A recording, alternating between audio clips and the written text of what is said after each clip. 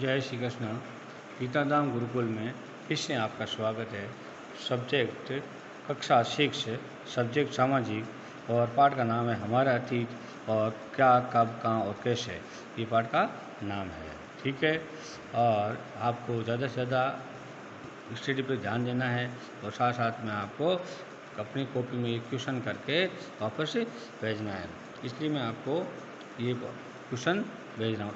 मैंने जहाँ तक पाठ पढ़ाया है वहाँ तक के क्वेश्चन मैंने बना के भेज रहा हूँ। 4 क्वेश्चन आज कॉपी में करेंगे, कल अगला कल दे देंगे आपको, ठीक है। आज लोग यात्राएं क्यों करते हैं? देखिए, आज पहले भी करते थे, आज भी करते हैं और करते भी रहेंगे। तो क्यों करते हैं? तो सबसे पहला है कि काम की तलाश में। अगर हमारे राजस्थान में पानी नहीं है, वर्षा नहीं हुई, अकाल पड़ गया या तो किसानों को भी बाहर जाना पड़ सकता है। दूसरा है प्राकृतिक आपदाओं के कारण, अगर बाढ़ आ गई हो किसी कारण से या किसी प्रकार से विदेशों का या किसी का देश अटैक हो गया हो या ऐसी कोई बीमारी आ गई हो, इसके कारण उसको भी यहाँ से जाना पड़ सकता है। अध्ययन करने हेतु, अगर हमारे गांव में 12वीं के बाद में क्लास नहीं है, 12वीं तक स्कूल और आगे स्कूल नहीं है, कॉलेज नहीं है, तो हमें अध्ययन है शिक्षा प्राप्त करने के लिए बाहर जाना पड़ेगा। धर्म शिक्षा हेतु हमारे धर्म गुरु, बड़े बड़े धर्म गुरु जो यहाँ से वहाँ से यहाँ से वहाँ, वो शिक्षा, धर्म की शिक्षा देने के लिए, धार्मिक लोगों को शिक्षा देने के लिए, जैसे महाभारत, रामायण, गीता पढ़ाने के लिए वो हमें यहाँ आकर शिक्षा देते हैं। व्यवसाय धंधा करने हेतु, व्यवसाय धंधा यानी व्यापार और धंधा करने हेतु, क्या व्यापार, व्यवसाय का मतलब क्या होता है? व्यापार। क्या होता है? व्यापार। जाते ही नहीं, जैसे कि यहाँ से कोई भी भर के और रोज तो जाना, कोई अहमदाबाद जाता है गाड़ी लेकर के, उसको बोलते हैं व्यवसाय या धंधा। और घूमने के लिए, घूमने का मतलब पर्यटन, पर्यटन के लिए यानी घूमने के लिए लोग भी जाते हैं। जिनके पास में अच्छे पैसे का से होते हैं वो जिनको और घूमने के लिए, जैसे यहाँ से शिमला है या मनाली है या ऋषिकेश है, और भी कई ऐसे स्थान है जो घूमने के लिए होता है, हरिद्वार है, ये चीज़ें घूमने के लिए। और रिश्तेदार के परिवार से मिलने के हेतु, रिश्तेदार होते हैं ना जो अपने, उनके परिवार से मिलने हेतु भी आवागमन या यात्रा करते हैं। और भी अनेक कारण हो गए, लेकिन ये विशेष रूप से साथ आपके लिए महत्वपूर्ण है। और इसमें पर्वत के ऊपर भी चढ़ते हैं, वो भी यात्रा में काउंट होता है, गिनती होती है, लेकिन अपने साथ यहाँ लिखना है, ज़्यादा बड़ा क्वेश्चन नहीं करना है। नेक्स्ट क्वेश्चन, क्या तुम बता सकती हो कि कठोर सतह पर लेख लिखवाने के क्या कारण? कठोर यानी मजबूत, पत्थर पर लेख लिखना या किसी उस पर लिखना,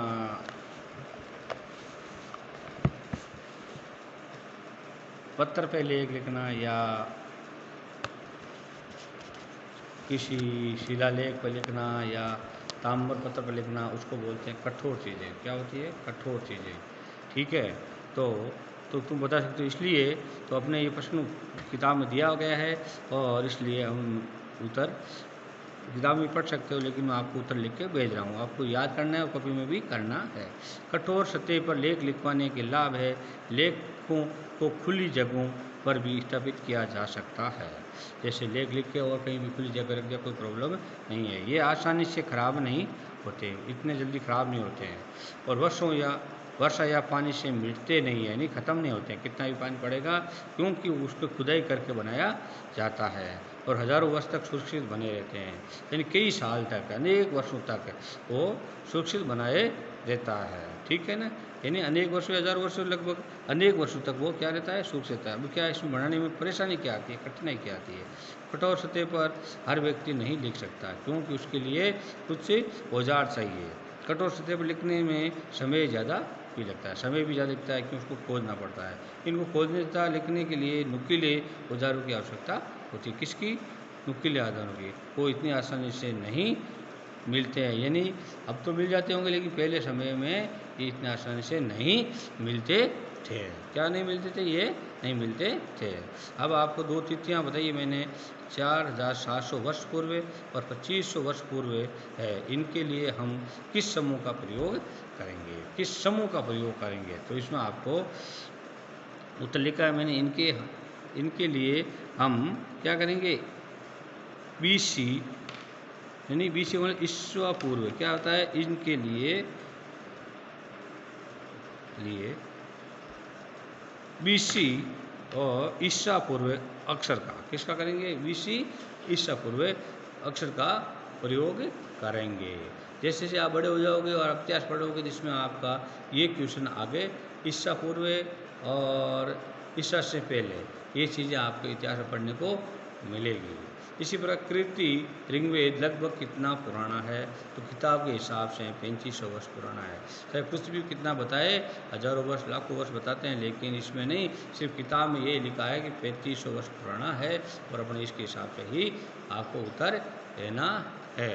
जय श्री कृष्णा। मैं अगला पार्ट वापस पढ़ाऊँगा, उससे पहले मैं आपको कुछ पाठ की कहानी और समझा देता हूँ। आगे के क्या पढ़ाना है, अतीत के बारे में कैसे जाने, ये आपको अभी तक पढ़ाया नहीं है, आगे अपन पढ़ाएंगे। इसके बाद अतीत का बात चल रहा था और यहाँ तक मैंने पढ़ा दिया कि प्राकृतिक भाषा का प्रयोग आम लोग करते हैं। किसका प्रयोग करते हैं, प्राकृतिक भाषाओं का। और इसमें धार्मिक पुस्तक है, ये आपको मैंने बता दिया। राजाओं के जीवन की औषधियाँ, विज्ञान आदि सभी प्रकार के विषयों की चर्चा भी हमें इसमें मिलती है। इसलिए हम आगे मैं कल से आपको पढ़ाऊँगा कि अभिलेखों का अध्ययन करने के बारे में कैसे करते हैं, किस प्रकार से किया जाता है। सो जब तक आपको ये क्वेश्चन आपको अपनी कॉपी में करके हमें भेजना